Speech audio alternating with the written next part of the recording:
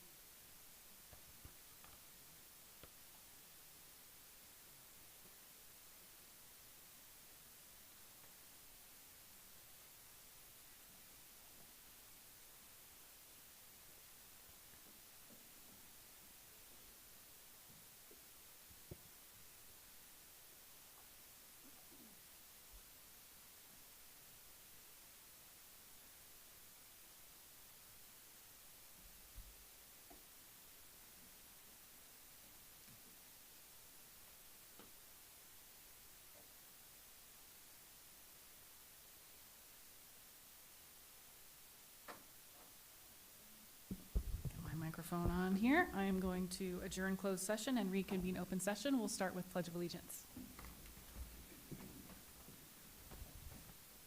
Ready, begin.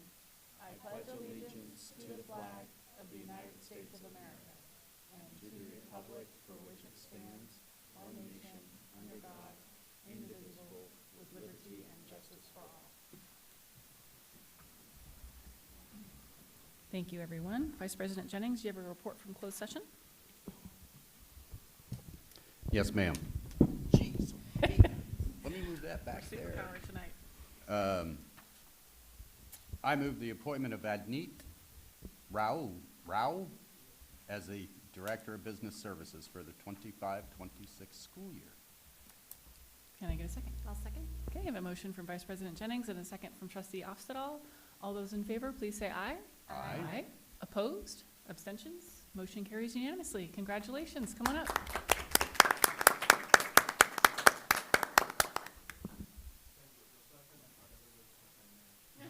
Sorry.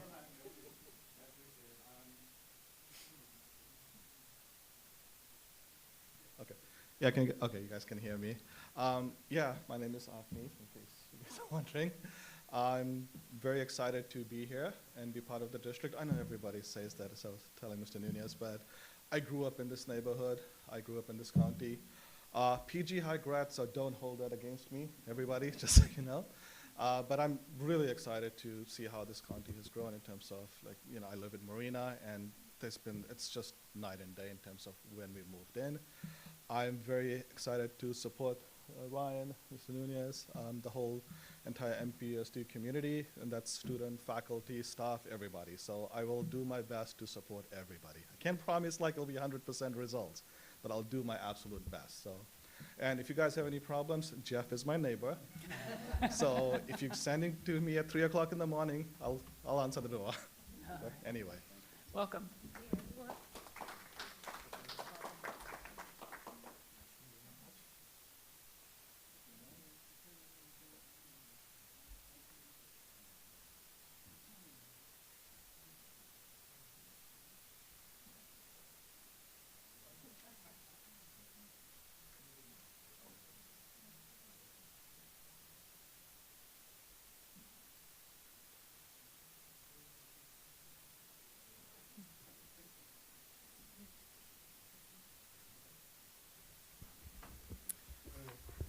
Okay, we're going to get started with something that we do at the beginning of the school year now. We're going to do our student board member appointments. So I will pass it over to Dr. Diffenbaugh. Thank you, Madam President, board members. We're very excited. We had 4 extremely strong candidates to student board member positions. Serving in the fall will be 2 students, Jaden Khan from Monterey High School and Priya Nishal, who you know, from Seaside High School. And then in the spring, we'll have Luis Hernandez from Marina High School and Viviana Dirksen from Monterey High School. So I'm going to ask all 4 to come forward, and I will swear them in to take the oath of office.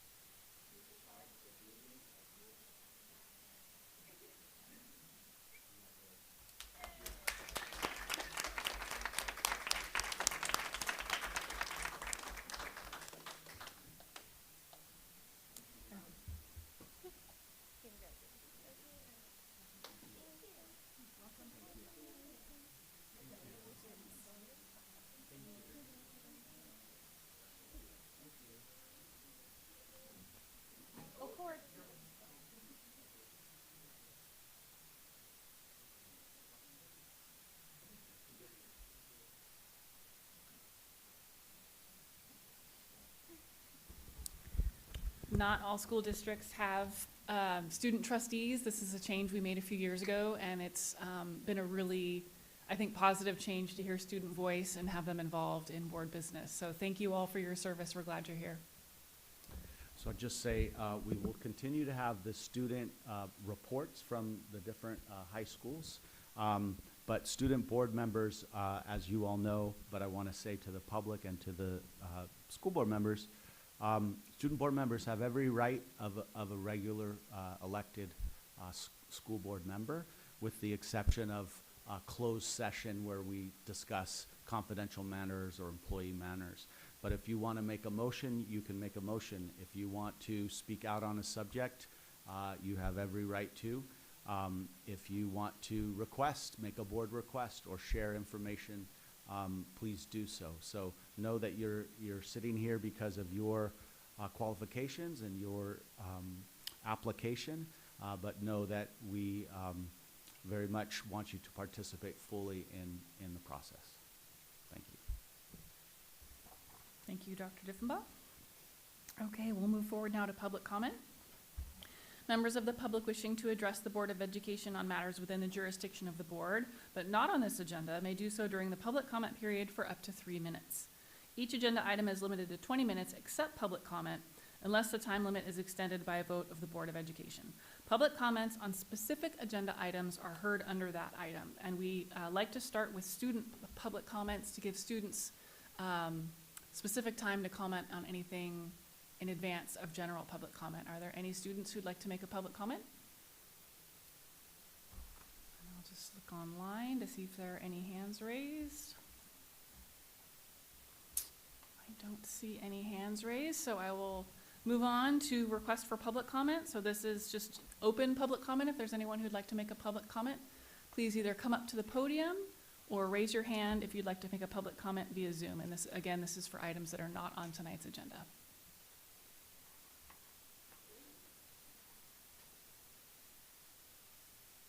Okay, seeing none, I'll go ahead and close public comment, and we will move forward to public agency communications. Dr. Diffenbaugh, are you aware of any public agency representatives present? No, Madam President. Okay, and we'll go ahead and move on to section 7 of the agenda, presentations, recognitions, military liaisons, superintendent's report, and upcoming events, starting with status report from our military liaisons.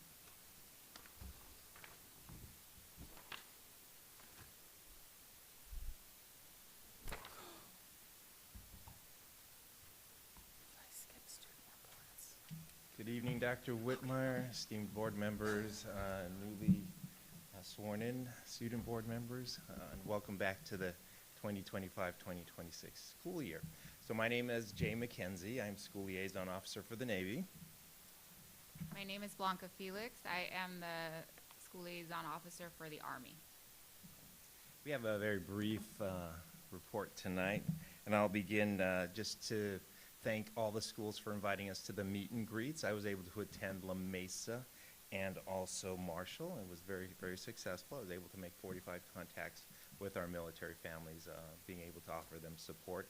And right after those meet and greets, I got a lot of phone calls and emails requesting information about our school district. And I had nothing but positive things to say about MPUSD. So thank you very much. In the future, we'll be attending as many back-to-school nights as possible. So we'll be attending those. And then just an update on the Anchored for Life, which I presented last year. We're intending to have those at Monterey High School and also La Mesa School. We still remain on the wait list for that, but we've moved up to number 5. We were number 10 last spring, so we're moving up, and hopefully we'll be there as soon as possible. Okay. Good evening, everyone. So I've had a really great summer with Adopt a School with Seaside Middle School. We've had a lot of initiatives. We've been in their site, getting soldiers in there, volunteering. So it's been really great experience with Mr. Justin Stokes, Miss Lyon, Miss Armfield. So I want to thank them for allowing us to go inside their sites and, doing what we can, from the military supporting our school sites. I also want to thank Marshall Elementary School for working with me hard. I know it's very difficult. It's a very busy time right now, and I know everybody is calling and asking everything of everyone. So I just want to thank Marshall Elementary for being patient, working with us, especially because they have the hire on my side for military families. I wanted to also remind that we are going to have our SCRT meeting coming up September 9th from 9 to 11. So I'll meet with everyone that attends. I did send out invites a while ago. That way you guys can had a little bit of room to come in and support. As I've had them, they started growing. So I would like to see more of you guys there just so that we can have more input. Let's see. We're also, me and John have been working on MFLAG parent education series that I sent out, and it was published today. And it has a lot of educational workshops for parents. And the first one does start August 20th from 5 to 6 at La Mesa School Library. And we have about 6 that we put together, and we'd like to see participation. No registration required, just show up and just a little bit to help you guys during, parenting is hard. And we talked about the MFLAG. So we've also, John and I are working on extending the MFLAG program into Seaside Middle School, Seaside High School, and Monterey High School. So we will be meeting with the principals here pretty soon to try to see if we can get a plan of action to see how that's going to look like. We currently only have 2 MFLAGs. We are hiring a 3rd one. So between all 3 of them, we're going to probably do like Jay and I do. Like I'll have like the Seaside area, Jay will have the Monterey area, and we'll just support them through the process. So that way more of our teens are getting that support than just at the elementary level. And then we started strong with the back to school night. I was at D-Lamp yesterday. It was beautiful. A lot of participants, a lot of families, a lot of new faces. So thank you, D-Lamp, for inviting me. And last, I sent out a couple invites for trunk or treat for the Army. We have a big trunk or treat at the Stillwell Community Center over there, and we have a lot of military families that are always attending. So I sent out to as many schools as I could to the district to see if you guys wanted to participate. It could be an informational table, it could be just a decorated trunk. And for those schools, it doesn't have to be like the administrative. It could be you sending out the cheer squad. It could be anybody designated from your school just to celebrate and then get to know the military community. All right, thank you guys. Thank you. Our next item is the superintendent's report. All right. I'm excited to be back and share superintendent report with all of you. First slide is just to remind the public that we are doing a town hall next board meeting night, August 26th, which will be at Monterey High Cafe, and will feature our Monterey schools, and we're going to run it similar to what we've done in the past, where they'll have a rotation, and the public can rotate and learn more about the schools, ask questions directly to principals, staff, students who are there as well. And then we'll have a shorter agenda following that, but that will start off right away with the schools, so that if they're bringing students, they don't have to wait. So that's next board meeting, the 26th. Also, back to school connections are starting the 18th through the 22nd. This is for elementary and middle schools, and every day will be a early release, so you can see the early release times. This is a chance for every parent or guardian to meet their teacher or advisory teacher. Our goal is to build strong school-family connections. So please watch for sign-ups that come from your school site through Parent Square, and please sign up so that you can form that strong relationship with the school and with your child's teacher. You're invited to a very exciting ribbon cutting at Monterey High School. This will be Friday, September 12th, which will be the first home game under the lights. So the ribbon cutting will take place at 7, followed by the varsity game at 7:30. We also are planning a ribbon cutting for Marina High School, but they had a scheduling conflict where a school ceased to have a football team. So they suddenly have an opening on the day that we were going to do the ribbon cutting. So we will send out more information when we confirm that date, but that's coming as well. Back to school nights, as you heard, D-Lamp kicked us off last night. And this, again, is obviously for parents, students, but also for the community to come and see the great things happening in our schools. So lots of different dates to choose from. And so please consult our website and come visit the school in your community. We also created a really great tool for families to, we have two parent and information systems, or two ways in which we communicate with families, and we wanted to make sure they understood the difference between the two. So we created this, we shared it in our community news, and we'll continue to share it. But Parent Square is really around communication, where Parent View is more around registering your child, viewing report cards, attendance, monitoring schedules, etc. So flip to the next slide. I think there's oh, sorry. We would want every family to, is on Parent Square, but sometimes Parent View is less used, and we really want to make sure that families can stay on top of their students' schoolwork, and that's through Parent View. And then we had a wonderful kickoff, and we shared this video during the kickoff, but I just think it's too good not to share again. So I'm going to share this with the entire community.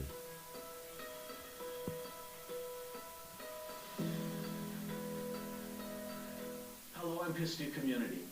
As we begin the 2025-2026 school year, I invite all of us to reflect on this year's theme, honoring the past, shaping the future. In our classrooms, on our campuses, and throughout our neighborhoods, we see the deep impact of education, how it honors where we come from and shapes who we are becoming. Our past holds powerful lessons, and it's these lessons that light the path forward. Let's begin by hearing from someone who knows the truth firsthand, former MPUSD teacher Lucille Stanford. You hold great power as a teacher. You have the opportunity to shape the lives of students. Always use the wisdom of the past to help you to be better as you move forward in the future. Our students are the future we're shaping, and they carry dreams rooted in love, identity, and hope. Just making my friends proud of everything I have accomplished, to prove to everyone that I can do what I set my mind to.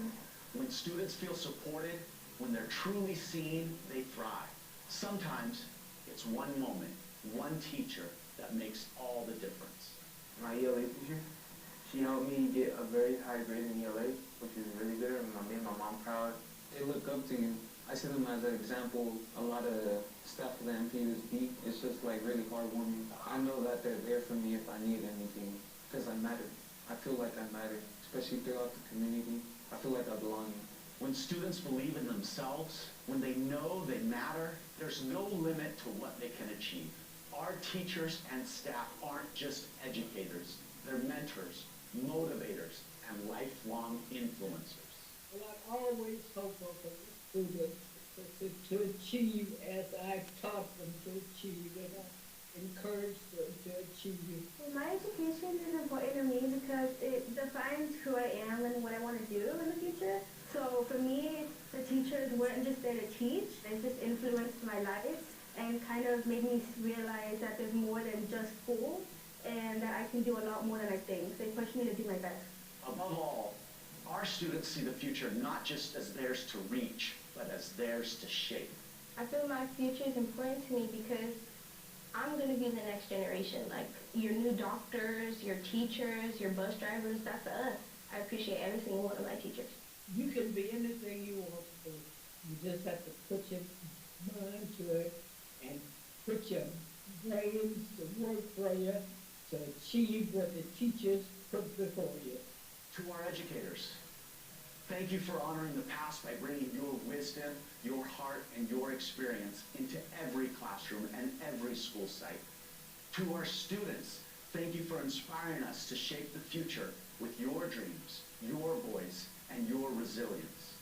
Together as one community, we continue to honor the legacy behind us and shape the promise ahead. Welcome to the 2025-2026 school year. Let's make it unforgettable.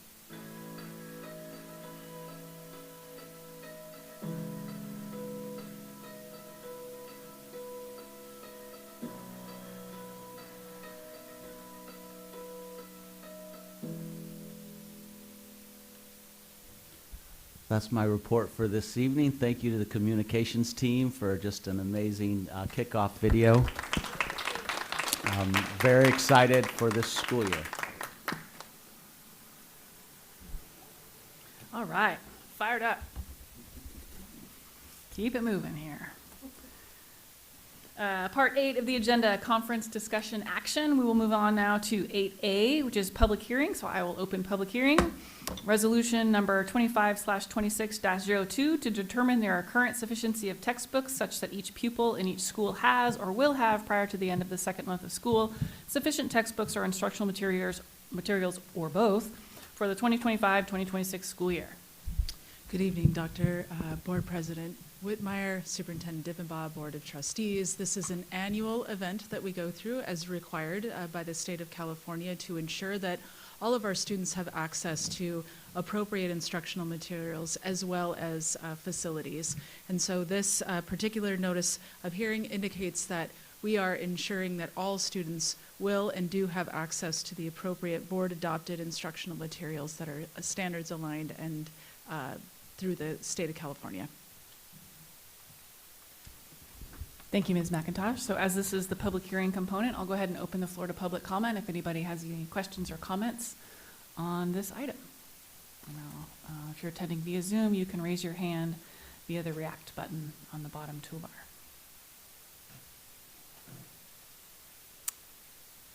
Okay, seeing none, I will close the public hearing and move on to 8B, discuss and approve resolution number 25/26-02 to determine there are current sufficiency of textbooks such that each pupil in each school has or will have prior to the end of the second month of school sufficient textbooks or instructional materials or both for the 2025-2026 school board.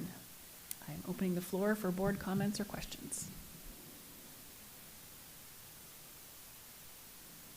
Again, a largely procedural item. So if there's no board discussion, I'll take a motion. Madam President, move approval. Okay, I have a motion from Dr. Lusk and a second from Vice President Jennings. All those in favor, please say aye. Aye. Opposed? Abstention? Motion carries unanimously. Madam President, I'd like to just add commendations to our staff to that motion. Please. Because truly, there have been times that we were not sufficient with all the items that we've just been told that every child has. So commendations with that motion, please. Yes, thank you, Dr. Lusk. It's easy to get complacent and not take into account how far we've come. So thank you for that. We will move forward now to 8C. I will open a public hearing to approve the tentative agreement between Monterey Peninsula Unified School District, MPUSD, and the California School Employees Association, CSEA. Dr. Nunez. Yeah, good evening, Dr. Whitmire, Superintendent Dippenbaugh, Board of Trustees. As you previously had approved, this is a follow-up from the tentative agreement dated April 11th. CSEA had a fairness clause because we settled early with them. So this is to approve a 0.5% total compensation to be added to the original approval that you had already taken action on. Thank you, Dr. Nunez. Are there any public comments on this item?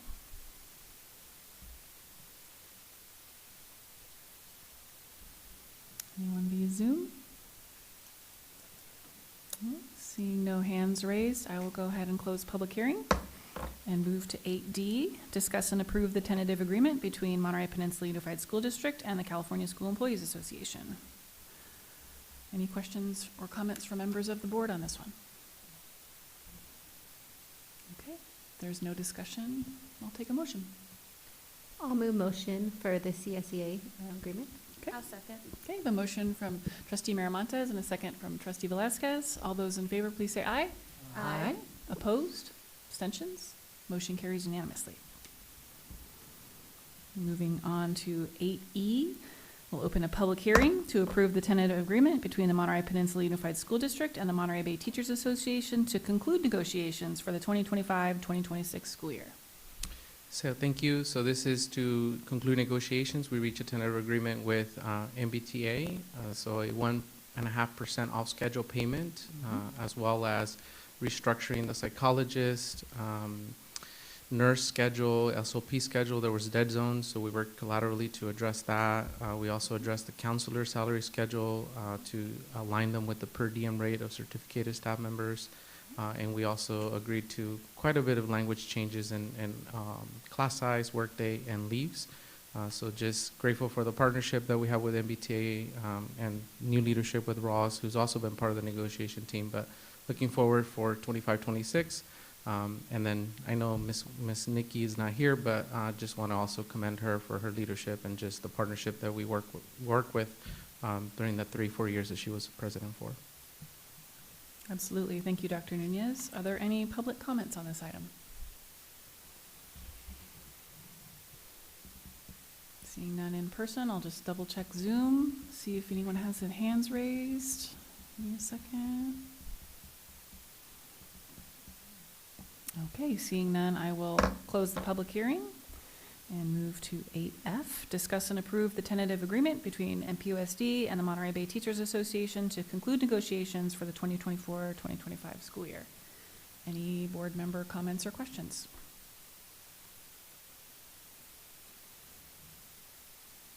Okay, I'll take a motion. I move to approve. I'll second. Okay, I have a motion from trustee Velasquez and a second from trustee Ofstadal. All those in favor, please say aye. Aye. Opposed? Abstentions? Motion carries unanimously. Item 8G, discuss and approve compensation for non-represented employees and updated salary schedules for the 2024-2025 school year. So this is to address our non-representative employees, which are social workers, confidential employees, and it's a 1.5% off schedule payment as well for their salary for 24-25. When it says updated schedules, just for clarity, it's just updating the year. That's the most updated schedule. There's no change to the salary schedules. Thank you. This is not a public hearing, so we're going straight to discussion. Any board member comments or questions on this one? Okay, and then I can open it up to the public. Are there any public comments on this question? I mean, public comments. Okay, seeing none in person and none on Zoom, I'll bring it back to the board for a motion. I move approval. Second. Okay, we have a motion from trustee Ofstadal and a second from Dr. Lusk. All those in favor, please say aye. Aye. Opposed? Abstention? Motion carries unanimously. Moving along to 8H. Discuss and approve compensation for management employees and the updated salary schedules for 2024-2025 school year. Similarly, for our management employees, a 1.5% off schedule for 24-25, and salary schedules are updated just with the year, but there's no changes to any on schedule because we are only agreeing to off schedule. Thank you, Dr. Nunez. Any questions or comments, board members? Okay. Are there any public comments on this item?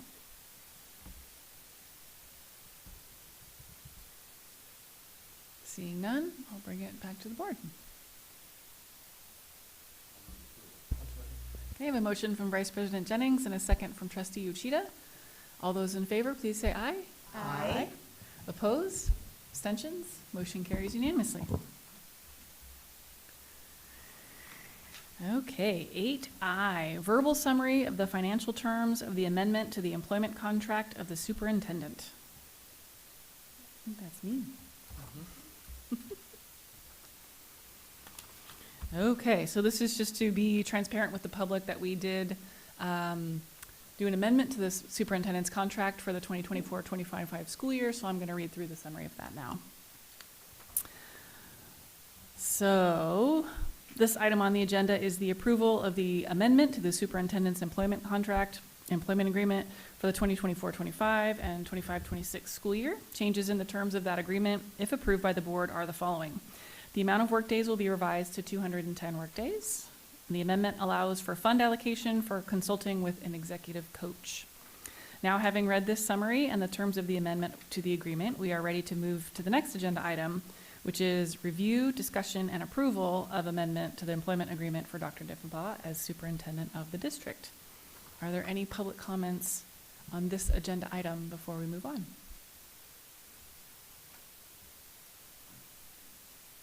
Okay, so seeing none, we will move forward to 8J.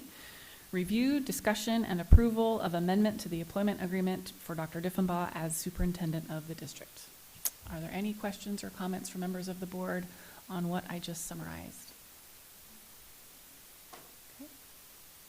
Are there any public comments on this item, which is the superintendent amendment of contract? I don't see any hands on Zoom, and there is no one at the podium here in person, so I will bring it back to the board for approval. Madam President, I move approval of the superintendent's contract as stated. I'll second. I have a motion from Dr. Lusk and a second from Trustee Velazquez. All those in favor, please say aye. Aye. Opposed? Abstentions? Motion carries unanimously. Item 8K, discuss and approve service agreements with Comp Health Medical Staffing to provide staffing services to special education students for the 2025-2026 school year. Cost not to exceed $1,183,983.50. Dr. Diffenbaugh. Yes, I'll turn this item and the next few four to Ms. Rivera. All right, good evening, board. I'm back in front of you again. This contract in front of you is regarding 3 speech and language pathologists and 6 occupational therapists. These are positions that are necessary to fulfill IEP-related services across our district.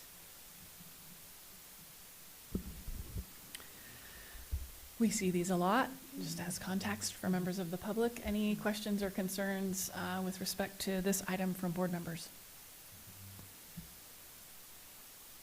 Okay, I'll open it up for public comment. Are there any questions or comments on this item, which is 8K? Okay. Anyone attending via Zoom have a question or comment on this item? Okay, seeing none, I will bring it back to the board for approval. Madam, I second. Okay, I have a motion from Trustee Uchida and a second from Dr. Lusk. All those in favor, please say aye. Aye. Opposed? Abstentions? Motion carries unanimously.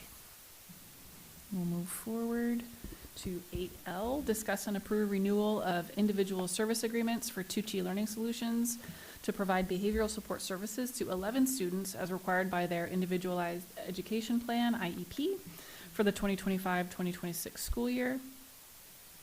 Cost not to exceed $1,146,759.22. This is another one for us regarding 11 students and their IEPs requiring a high level of behavioral support. And so the district contracts through their IEP recommendations to a non-public agency, in this case, Tucci Learning Solutions, to provide those direct services to our students. Thank you, Ms. Rivera. Any questions on this one? Okay. Are there any public comments on this item? Would anyone attending via Zoom like to have a public comment? Don't see any hands raised, so I'll bring it back to the board. I move to approve item L. I'll second. Okay, I have a motion from Trustee Velazquez and a second from Trustee Ofstadal. All those in favor, please say aye. Aye. Opposed? Abstentions? Motion carries unanimously. Item 8M, discuss and approve renewal of individual service agreements for Youth Care of Utah to provide behavioral support services to 1 student as required by their individualized education plan for 2025-2026. Cost not to exceed $280,900. Yes, this is renewal for a student who's placed through their IEP in a residential non-public school. And so we're asking that they remain there to finish the completion of their program. Wonderful. Any questions from board members on this one?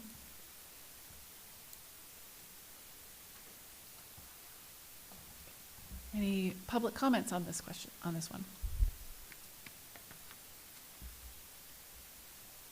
I don't see any hands raised via Zoom. And I just would say, since this is one of the first school board meetings of the school year, that items related Documentation related to these items is attached to the agenda, so if you have questions, you want to read the comments, you go into the agenda online, and you can read everything that we have read before the meeting, which is why we don't generally have questions, because we've read through it. Yes. But seeing no public comments, I'll bring it back to the board for a motion on this one. Oh, there is a hand up. Oh. Oh, I'm sorry, it was off the top of my screen. Yes, Ms. Lobo, go ahead.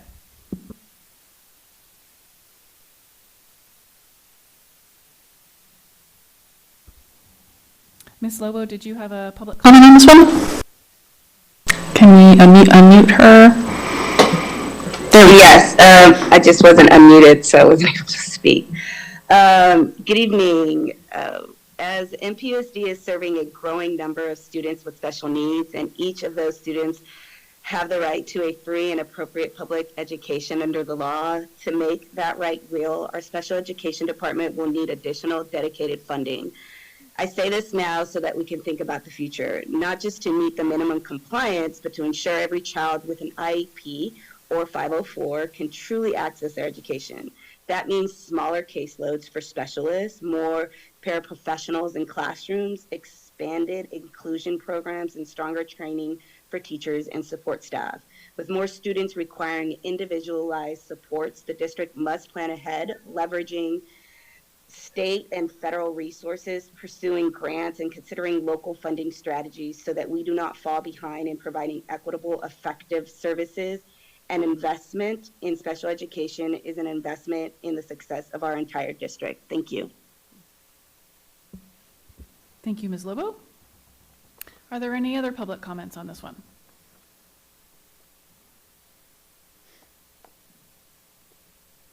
Thank you for catching that. Okay, if there's no further public comment, I'll bring it back to the board for approval. Move approval. I'll second. Okay, I have a motion from Dr. Lusk and a second from Trustee Velazquez. All those in favor, please say aye. Aye. Opposed? Abstentions? Motion carries unanimously. Move forward to item 8N, discuss and approve service agreement with New Direction Solutions, LLC DBA, ProCare Therapy to provide required speech and language pathologist therapy services to identified students for the 2025-2026 school year, cost not to exceed $137,115.50. Thank you. This is for another contract for a speech and language pathologist. We work with a variety of different agencies to seek out the most qualified staff members, and so this one's coming from ProCare, just another contract. Yep. Any questions or comments from members of the board on this one? Okay. Are there any public comments on this item? 8N. Don't see anyone in person. I'm just going to do a better job checking on Zoom. Don't see any hands. Okay, I think we can move forward with a motion. I move approval. I'll second. Okay, I have a motion from Trustee Ofsedal and a second from Trustee Velazquez. All those in favor, please say aye. Aye. Opposed? Abstentions? Motion carries unanimously. Moving along to 8O. Discuss and approve renewal of individual service agreements, ISA, for the Bay School to provide behavioral support services to one student as required by their individualized education plan, IEP, for the 2025-2026 year. Cost not to exceed $160,294.66. Thank you. This is the last one for tonight. So again, through the IEP, we have a student placed at a non-public school, which is called the Bay School, and this is renewal of that contract for those direct services to the student. Mm-hmm. Thank you, Ms. Rivera. Any questions from board members on this one? Madam President, I have a comment. Please, go ahead, Dr. Lusk. I just really, applaud our leaders, and especially this department, who truly addresses all that Ms. Lobo mentioned in her statement for every child that's in the special needs department. I can personally attest to the autistic great grand services that I know he's receiving, and I know that each child is treated in the same special way. And it takes a dedicated staff to do that. So thank you. Thank you for the hard work, Assistant Superintendent Rivera. Okay, thank you, to you and your staff. And even those that we don't have on board permanently, you are diligent as far as seeking to find the best persons possible to support our students. So my heartfelt thanks for that. Thank you. Thank you, Dr. Lusk. Appreciate those comments. Any other board questions or comments? Okay. Are there any public comments on this item? Don't see anyone coming up to the podium in person. Just going to check online for hands raised.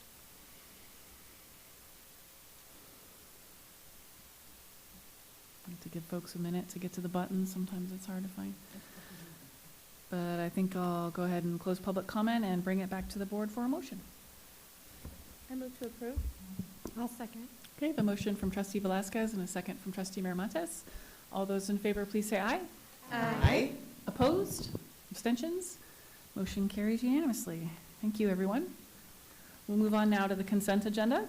Items listed under the consent agenda are considered to be routine and are acted on by the Board of Education in one motion. There is no discussion of these items before the board vote unless a member of the board, staff, or public requests the specific items be discussed and/or removed from the consent agenda. It's understood that the administration recommends approval on all consent items.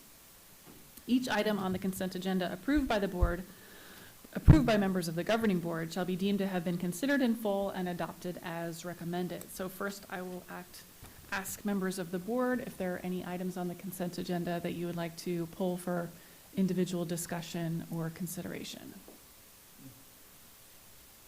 No? Okay, seeing none, then I'll go ahead and ask the public if there are any items on the consent agenda that you would like us to pull to discuss or consider individually. I don't see anyone coming up in person. I'll just check for any hands raised on Zoom. Pretty light consent agenda tonight. Okay, I don't see that anything needs to be pulled for individual consideration, so I'll take a motion. I'll second. Okay, I have a motion from Vice President Jennings and a second from Trustee Uchida. All those in favor, please say aye. Aye. Opposed? Abstentions? The motion carries unanimously. Thank you. We'll move on now to our information items. These are items that are for discussion. We don't take any action on these. So first up is 10A, receive the district's 45-day 2025-26 budget revision. Thank you very much. I'll turn this over to Mr. Altmeyer. Good evening, Board. So this evening I will be going over the district's 45-day budget revise. There is no action to take. This is just information for the items that have changed since the board adopted the budget in July. So Education Code 42127 specifies or requires that local school agencies adopt a budget every year on July 1. And then no later than 45 days after the budget is adopted, any major revisions are brought back and made available to the public. So that's what we're doing this evening, and there's also something posted on our website. So first, just to kind of give you, since we adopted the budget, there's been several things that have changed, but overall, I mean, some of the things are still holding true. State structural deficits through 29 are projected. We have some sensitivity to what's happening at the federal level, things that happen at the policy changes that will ultimately impact our funding at the school level here in California. Tariffs are predicted to impact the budget by about $15 billion. And then there's some potential for things that are no longer funded from some potential policy changes in Washington, D.C. Those cost shifts will move to California, and there's putting pressure on the state budget. So with that, there are a few changes that I'll go over kind of briefly. Just, there's a lot to them, and I'll go over exactly what that means for the overall district budget. But there's four primary areas that I'll focus on. One is a new one-time funding source. This was not initially included in the July 1 adopted budget because we didn't have all of the details yet, but we do now. So there is a student support and professional development discretionary block grant. The most important things to note that this is truly discretionary, and I'll have a slide that goes over the exact dollar amount or the estimated dollar amount the district is expected to receive. But the state did allocate $1.7 billion for this one-time discretionary block grant. And once again, there is some intended purposes for professional development, for teachers for English language arts, English language development, teacher recruitment, and career pathways. But again, this is fully discretionary with funds to be available through June 30th of 2029. Next change is the full implementation of the Universal Transitional Kindergarten Program. We are at full implementation this year, and so that means that any student who is 4 by September 1 is eligible for transitional kindergarten. So additional funding was allocated as an LCFF add-on that will continue on as part of the formula.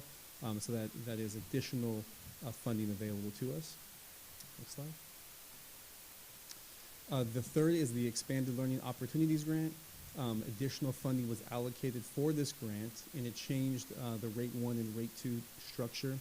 The major change is that districts with unduplicated pupil percentages above 55%, which we are in that range, are eligible for the Tier 1 rate. So there's expanded funding available to us. Next slide. And then last is the Learning Recovery Emergency Block Grant. This is an available one-time funding source that we have, but the funding that was originally taken away has been restored for that, and so there's some additional funding that we have available to us through the 27-28 school year. So what does it all look like?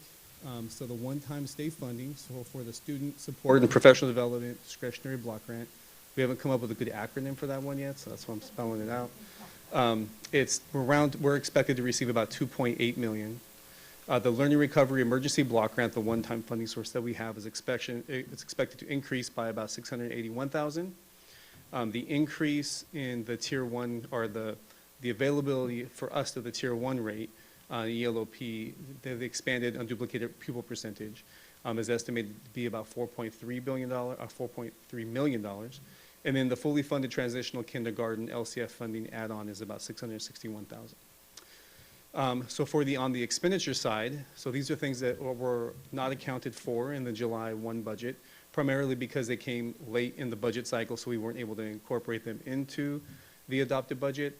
But those are the negotiated one-time off-schedule compensation for MBTA with a cost of approximately $1.1 million.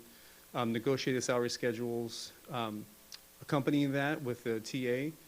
There was a psych nurse SLP salary schedule change, which was about $172,000, and the counselor salary schedule change, which is about $42,000. Those are ongoing. And then the negotiated one-time off-schedule compensation with CSEA. This was the additional 0.5% that you approved earlier this evening. That cost is expected to be about $291,000 or $292,000. And then last, the negotiated 1.5% one-time off-schedule compensation for management, confidential and unrepresented. So for management, that cost is $256,000, and for confidential, it's about $41,000. And so that concludes the major revisions to the budget, incorporating the things that happened from the state budget in action, or the enacted state budget after we adopted, and then also the expenditures that weren't accounted for in the originally adopted July 1 budget. Thank you, Mr. Altmeyer. Any questions or comments from board members on the updated budget? I had one quick question, Mr. Altmeyer, if you don't mind. Is the increase in ELOP funding tied to ELOP enrollment, or is it just tied to district ADA? It's based on the students that we could serve that qualify now with the expanded unduplicated pupil percentage. So based on our enrollment, the students that we would serve, that's the estimated dollar amount. Okay, yeah. Thank you. Other questions? Some good news. It's good. Definitely. I'll take it. Okay. Please, Trustee Miramontes, go ahead. Thinking about the after-school and the enrollment, do we have an estimate, like total of our students, how many percentage-wise actually take activities for their ALO programs? I don't have that number off the top of my head, but we absolutely can get that for you and bring it back. Okay, thank you.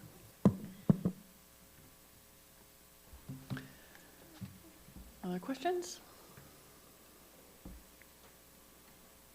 Any questions from members of the public on this one? Please, come on up. Good evening, Board President and Superintendent Diffenbaugh and Board Trustees. My name is Stephen Pena. I am the Activities Director at Monterey High. But one of the things that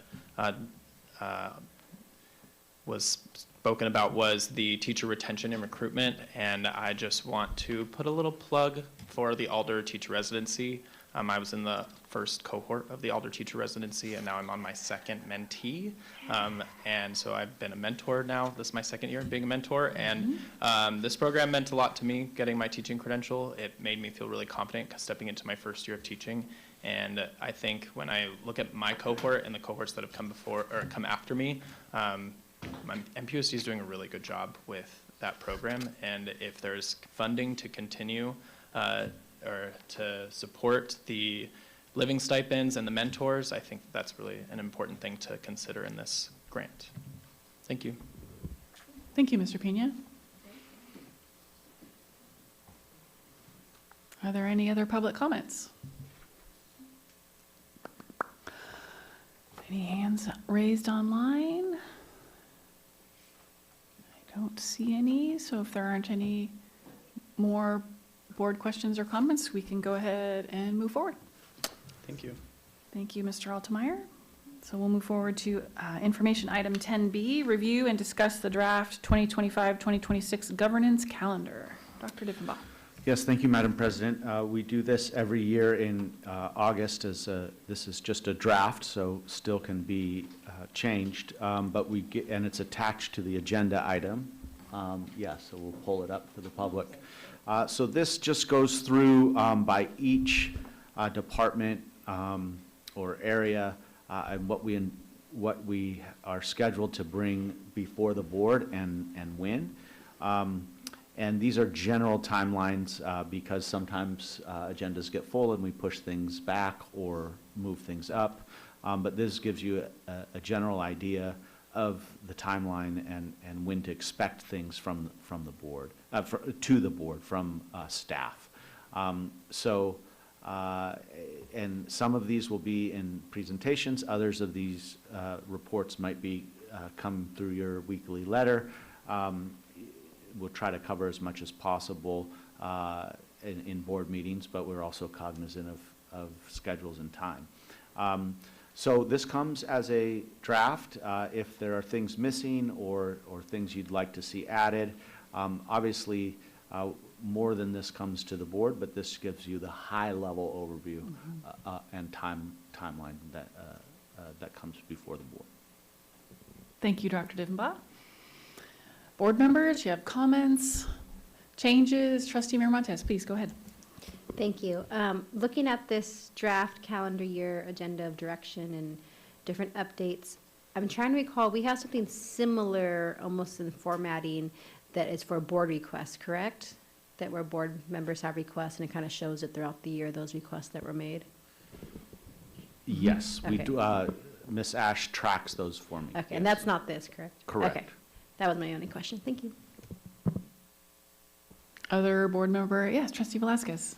Just a comment. I had emailed PK about this, so I want to say thank you for putting the locations when it comes to like CSBA and things like that. Yeah, really helpful for planning. Other thoughts? Nothing from students. Okay, fair enough. Any questions or comments from members of the public on our governance calendar?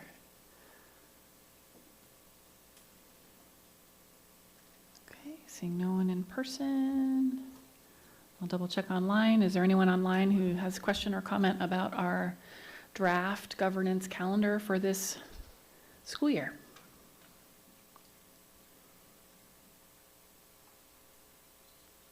Okay, I don't see any public comments. So board members, if anything comes to mind in between now and when we're going to approve the governance calendar, just reach out to the superintendent. Otherwise, I think it looks pretty good. Okay, great. Moving on to our next section of the agenda, this is communication from board members. Board communications is an opportunity for board members to share with the public events, activities, and other communications they deem relevant to the public. It is understood that items raised during board communications section are not on the adopted agenda. Therefore, no discussion will occur on any of the items shared by board members. So usually what we do for our new student trustees, what we do is we just sort of go around the horn, and if you have anything to share, that you think is of interest to us or to members of the public, this is our time as board members just to sort of share out things. But because none of this has been agendized, we can't discuss it. So this is just a one-way report out situation. So I will start on my right with Trustee Velasquez and we'll come around. Do you have any board communications? Oh, yes. I attended the Village Project Luncheon, and I just want to say that the speaker, Mr. Jamel Jones,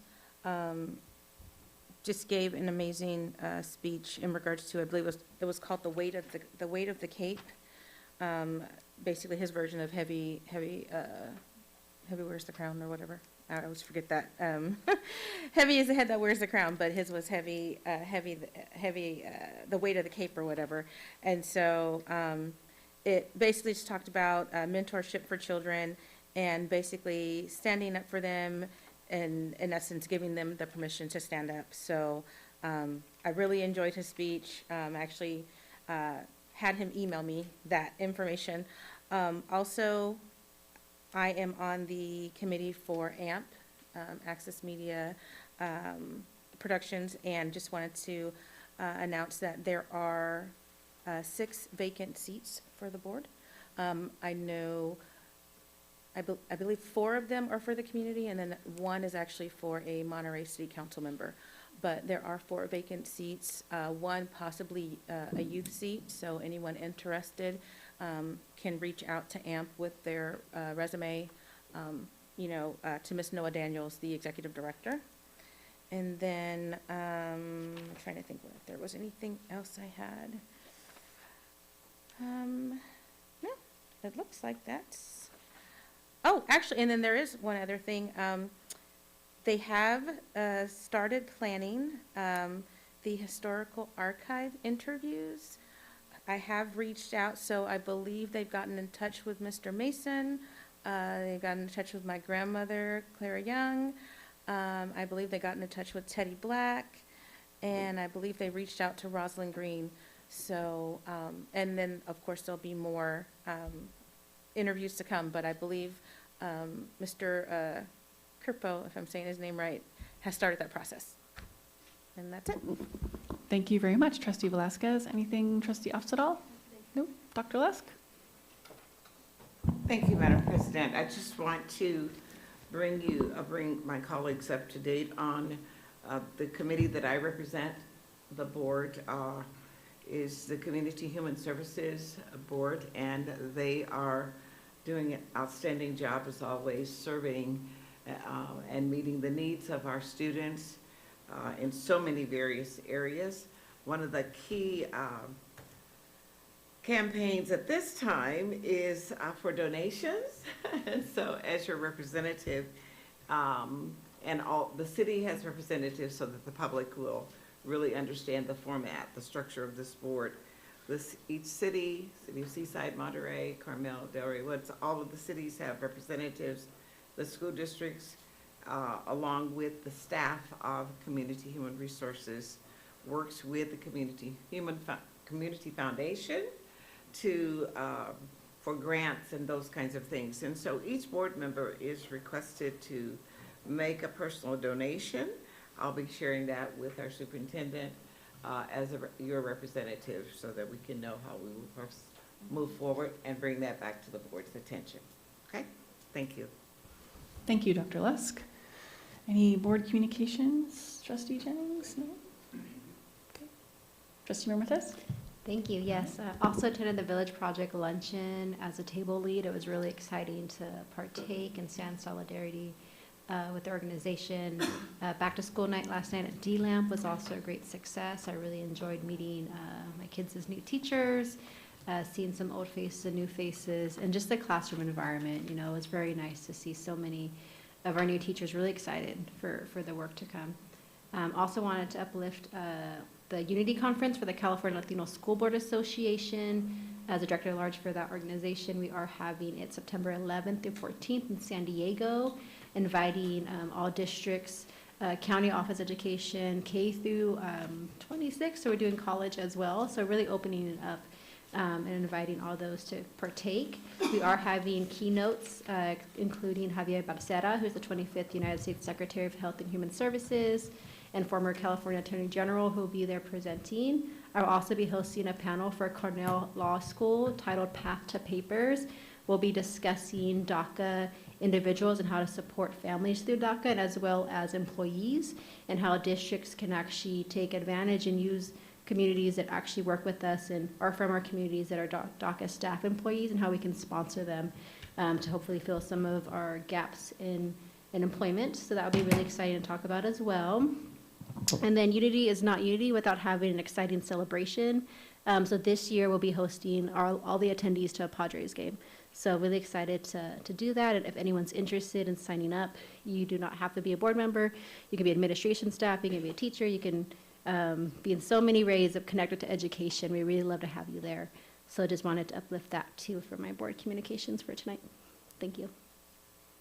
Thank you, Trustee Mirantes. Appreciate that information.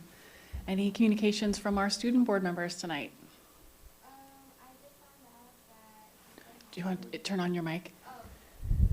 I just found out that He Said Hi is getting their first sandwich shack tomorrow, so that's good. All right.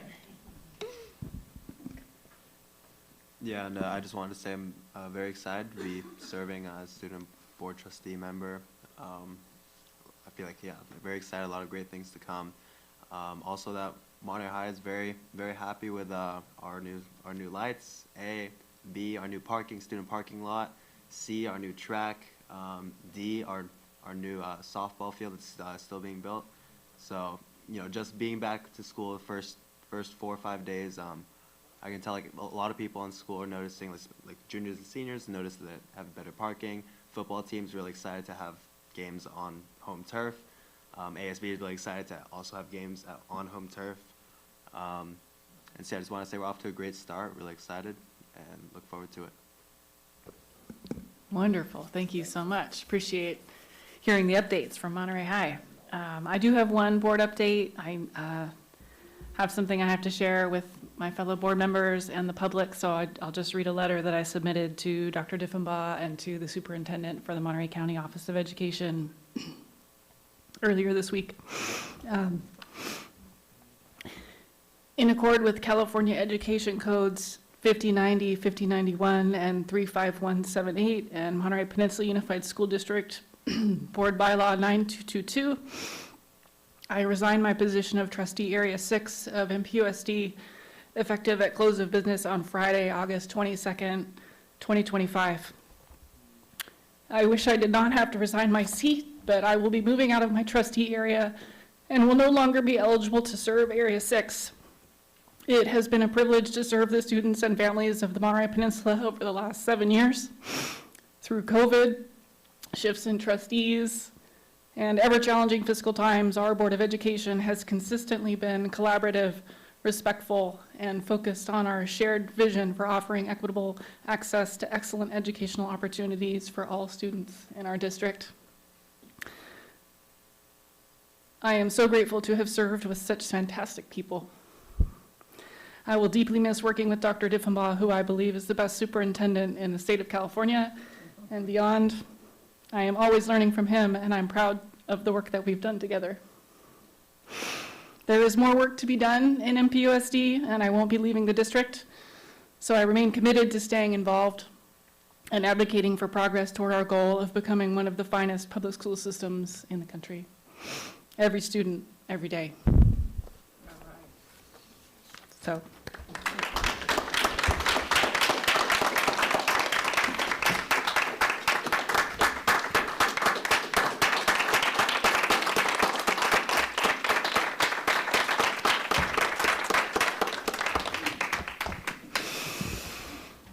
Thank you. Sorry.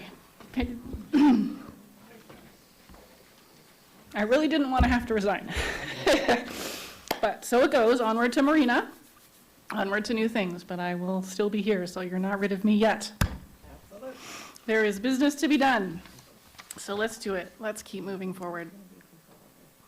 So next item on the agenda is board requests. So board requests are an opportunity for board members to request future items to be added to the agenda by the agenda setting committee, or to request information be provided by the superintendent or designee to the board at a future date and time. It's understood that items raised during the board request section are not on the adopted agenda, and therefore no discussion will occur on any items requested by board members. So I will just open the floor to ask if there are any board requests.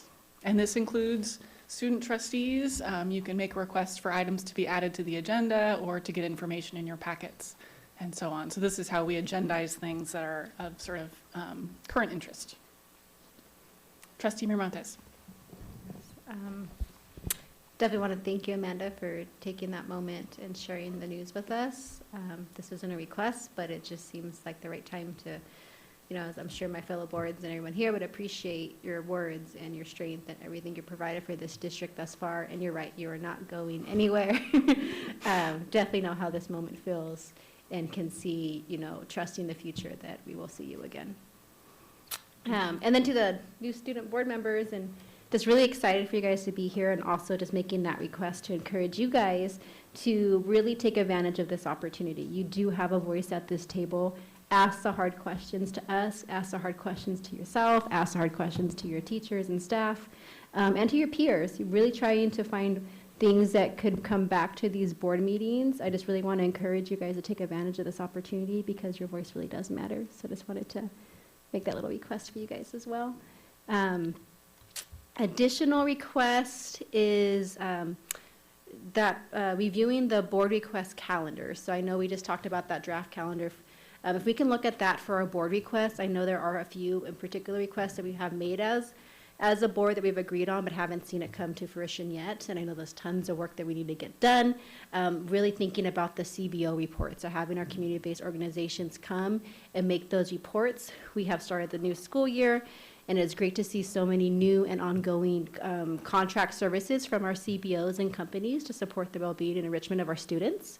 So I'm requesting that we do schedule those reports from recent past CBOs that have received funding, so we know how the money was used, how we can continue to potentially partner with these organizations, and who is also interested, right? It's really important to us, and it's something we have agreed on, but we have not seen yet. And just thinking with the start of this new school year, we are really committed to all of our school sites, and thinking about Seaside High and the commitment that we said that we were going to take care of some things. So I want to make sure that that's also on the horizon for us as a district, and I know we can do it. So I just wanted to make that request. Thank you. Any questions for Trustee Miramontes? Is that clear? And do we support that request? Okay. And do you have what you need for that, Dr. Diffenbaugh? So I just, some clarifying questions. That came up while you were out. So that's yeah, fair. because I was out, yeah. So the request is for all the CBOs to present to the board?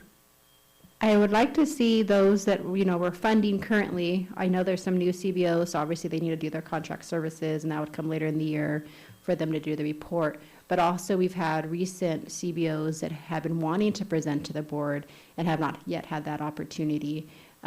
So whether that is our district staff to make those requests to those boards saying, hey, are you going to come to present, you know, and if they're like, yes, we'd like to present, that would be great.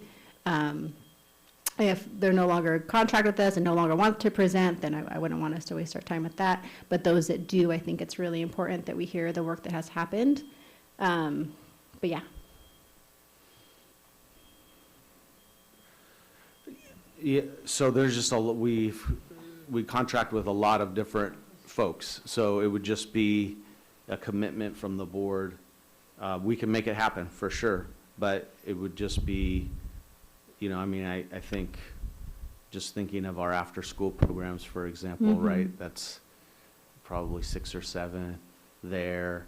Other folks we contract out with community schools. You mean we could probably get up to like, you know, 15, 16 presentations. So I just want to make sure that that's what people understand and are wanting, or if there's another way to get the information around, you know, having each CBO fill out, you know, a list of questions or something that can be presented. I'm happy to do it. I just want to make sure that we're clear what that would mean. Yeah. And I'm open up to hear what the rest of the team would also like. I do like the idea of a submission of a report template where all the CBOs have the same questions asked if they need a report to these deliverables. But it was something we said we were going to do, and I know there are some CBOs really eager to present. So just thinking how we balance that commitment. Are these CBOs continuing their services to the district? Or is There are this- some that are, and there are some that are still requesting and waiting to see what's going to happen next and are kind of in limbo. So I would have to, have you guys or administration staff connect with them and see what the next steps are. And the final clarifying question is the expected outcome in receiving these reports? Is there? Yeah, I what- believe. What is that? Yeah, I believe there's been some questions from our board wondering with our CBOs and other contracted services, what outcomes have been met? Or was the funding, resulted into what we needed to have happen? Are we going to continue using those, whether they're current or wanting to continue on programs if it's necessary? So we wouldn't know that unless we actually receive a report from them to hear what has happened. But I am wanting to make sure that report does include data. It does include storytelling is very important, and hearing from student voice is very important as well. And having those data numbers as well is going to really make that report hit. Final. Oh, sorry. I see your hand, Dr. Lusk, and then I'll go to Trustee Velasquez Okay. after. Because I'm hearing the number kind of grow as it relates to 15, 16, what have you. I would hope that a template would be a first phase Good idea. that we could engage in. Having a template with questions answered, providing some statistical data and what have you, and then perhaps giving us as an opportunity as a board to review those reports, and then perhaps ask for further Yes. information, or ask for an official report if there is consensus if the board is in consensus to hear an informational item that would allow us to take the next step. So I would really be supportive of a template first phase before we do take another step. Thank you.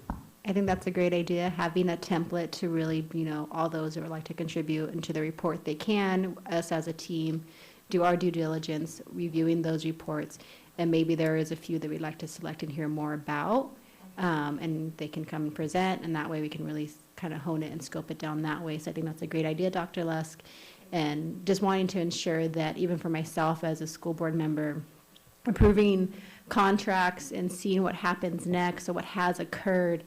If I'm going to keep approving these contracts, I want to know what's going on, right? So I think that's just really important. So I think that's a great idea to really find a result, since we do probably have a high number. And I know, Mimi, you had some thoughts too. Well, that was just basically my comment. It was my understanding that we were going to get a report on our CBOs so that we could track the progress of what was happening with them, basically once we paid the contract, and then over a period of time, basically seeing the progress to see if we're getting a return on our investment. And I believe that was last summer when that initially came up. So it would be nice to have a report to see what's going on. And then for CBOs that maybe aren't currently contracted or on campus, maybe allowing those new or those uncontracted CBOs give presentations, but definitely having reports on the ones that we're contracted with.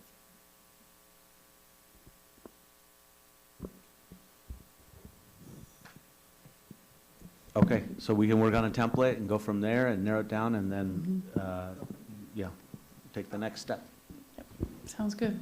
Thank you, board members, for helping to clarify the ask. Thank you. Are there other board requests? Trustee Ofsadal. They've left. Piggybacking off of Mr. Pena's discussion about the ALDER program, maybe I just need one-on-one debrief on the full program, but I'm curious if we could have a presentation possibly on what it all entails, what their schooling is, what their commitment is after, and then what our retention is at that next step. And because I don't even know how many years it's been going. We're working on that, so we're scheduled to bring that back in September. Yeah. Trustee Velazquez, go ahead. And I did have one request. It's actually from a neighbor of mine. Is there any way we could set up, like maybe an email or something, so that if people have properties that they're looking to possibly rent out to school personnel, whether it be teachers, staff, or whatever, they can email that information? Because she has a 4-bedroom house. Okay.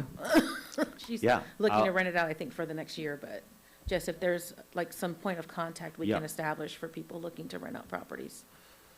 Yeah, I can send that out. It's probably just my public-facing email is a superintendent memo, and then it comes and we route it to the right person.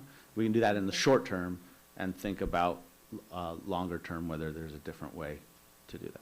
All right. Thank you. Thank you. I have a sort of a half-formed board request in my mind, and I wonder if you all could help me form it more completely in a way that doesn't tread into discussion.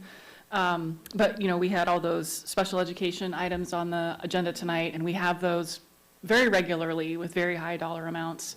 And I know that what we're compensated for in terms of, from the federal government in terms of our special education costs are nowhere near our actual costs. But I don't feel like I have a good grip on sort of the nature of what our special education costs are. So we have SLPs and OTs and classroom aides and residential non-public schools. I mean, the breadth of that category is so broad. And I feel like I could be a better informed board member if I had a better understanding of, you know, where are we spending our special education dollars? Is that typical for a California school district? I've seen graphs last year that our spending is just doing this. So if it's not sustainable, what is our plan? Is there advocacy work we need to be doing? You know, how are we managing this? Because it seems like it's something that really is a growing concern in terms of fiscal oversight and having a program we can sustain. So I'm wondering sort of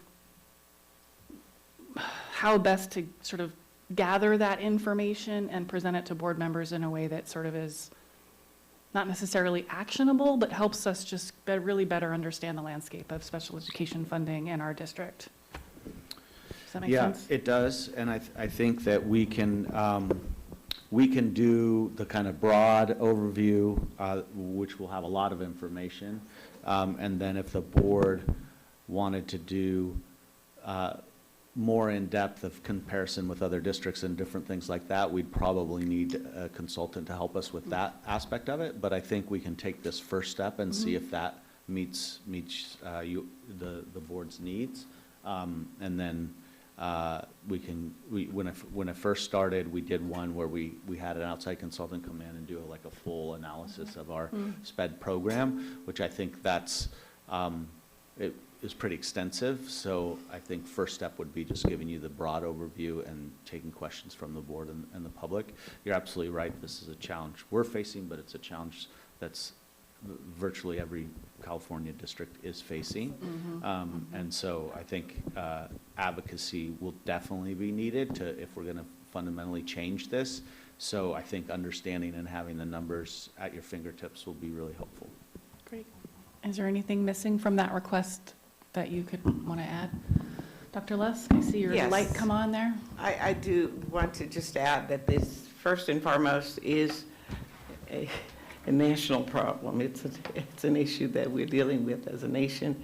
And one of the focus for California School Boards Association in April in our coast-to-coast advocacy trip was to deal with or to advocate for special ed funding. And the state of California gets about 40% from the federal government, and at the time that we were in Washington, we were told we were going to get 8% of the 40. That has changed to some degree. What degree to what percentage, I'm not sure of at this point, but federal funding supports IDEA, the special needs programs, and you're right, Dr. Diffenbaugh's point is that every district is impacted by special needs students. And one of the areas that MPUSD is really doing a great job in is the fact that our cost is lower than most districts. Yes, and I really need to say that because I have a picture of statewide, the statewide impact of special needs students. However, your request is something that we could really take a look at. However, the growing advocacy that we need to really commit to as a board is to really, really work with our politicians in Congress and to really help them. Congressman Panetta made it very clear that their job is to really support us as school districts in special needs, that area in particular. So I can agree to get the report, but the impact that we need to make as a board is at the federal level through our politicians. So talk to them. If you don't know them, you can find their addresses and what have you on the website. Send the message to them clearly that we need them to make sure every state gets what they have been allocated so it can be distributed throughout their districts and counties. Thank you. Thank you, Dr. Lusk. Do you have what you need for that one, Dr. Diffenbaugh? Okay. Thank you. Before I move on to future meetings, are there any other board requests? Please. Yeah, I apologize if this isn't the right place to ask a question, but I was just thinking about it. I just wanted to bring to your attention a problem that I know a lot of students have been having on specifically the Monterey High School campus, and I figure it could apply to the other high schools. And that's, the start of the school year. A lot of kids are setting up their schedules, and a lot of the students that are trying to take the MPC courses offered on campus. There's kind of a problem with that a lot of students have found that that with the way that this school, I don't fully understand how it works, but a lot of students aren't able to, for example, if a student has an MPC course in their first period, the counselors aren't letting them sign up for like other MPC classes that would be on the odd periods as well. Mm-hmm. And my understanding, and that goes, they're not letting them sign up for MPC classes on those odd periods, as well as free periods, like open periods. And my understanding of it, and the way I've been described it too, is by counselors, is that those MPC classes and open periods, the way that the school receives money from them is, it sounds like that, they're not getting the same funding from like having an MPC class as they would if a student was in just a regular class on campus. So how this ends up working out for the students is a student, like I was mentioning, could have an MPC class for their first period, mm-hmm. and then they're not able to have a free period their last period, which is very popular. A lot of kids, would like to have a free period their last period, whether it be other responsibilities outside of school that they have to attend to, and so they would like to get out of school early. Or I know a lot of my peers, they're just involved with a lot of things outside of school. They might be in other programs outside of school that would just be very helpful for them to get out of school early, and by having a free period the last period. But they're unable to just because our counselors aren't letting them sign up for like multiple of those open type periods, just because just again, the way I understand it is like the school doesn't receive the same funding for those open type periods. as they do just from regular classes. So yeah, it's affected me personally, and I know a lot of my peers, and I figure it could apply to other high schools, but at least from the Monterey High School side, that's what I have. Okay, well, we Yeah, can't, we can't discuss it because it's not Yeah, agendized, but what do you recommend, Dr. Yeah, Buck? we can do a presentation on it. It has to do with state law around average daily attendance for high schools and the attendance for the MPC. So it does have funding implications, but we can kind of make a presentation on that. Thank you for bringing that up. I wasn't aware of that issue, so it sounds like something that we should definitely get a presentation on so we can hear about it. Much appreciated. Any other board requests? Okay, so that takes us to future meetings. Our next board meeting is August 26th, and it will take place at Monterey High School in the cafe, I think? Yep, in the cafe. And then we'll go to last item of the night, adjournment. Madam President, I'd like to adjourn, and I want to thank Dr. Nunez for the summary that he's provided. Recently, just last week, I'd like to adjourn the meeting in honor of Jannie V. Williams, a dedicated teacher whose service to MPUSD spanned 4 decades. Born on January 13th, 1938, she began her career with us September the 1st, 1966 at Patton Elementary School. She went to share her talents at Cabrillo Elementary in 1975 and later at Highland Elementary in 1982, where she finished her career, retiring June 2nd, 2006. Her commitment to students was matched by her dedication to her professional growth, earning a Master's of Arts in Education from the University of San Francisco in 1978. And she was very, very active in the Voices of Love and Freedom, Multicultural Ethics, and the Literacy Initiative, all a part of MPUSD.